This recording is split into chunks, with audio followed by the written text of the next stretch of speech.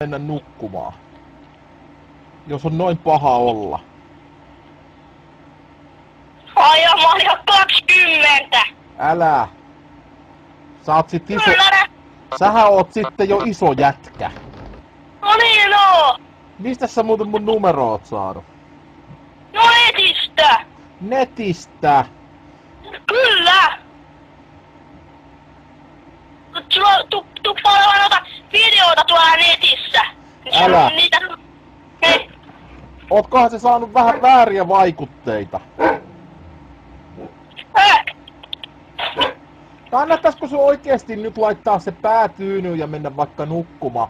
Tai sitten vaihtoehtoisesti rupeisit vaikka opiskelemaan koulukirjoja, niin voisit niinku päästä pidemmälle elämässä.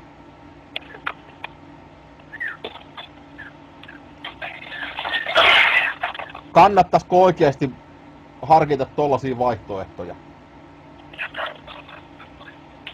Vittu vedän nahun kaulaa ja hyppää kaivoon.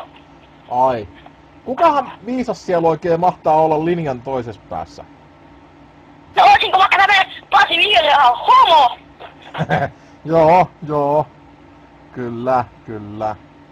Mut ihan oikeesti, jos noin paha olla, niin kannattais varmaan mennä vaikka nukkumaan, jos noin ahistaa. Vittu mene homo. Ai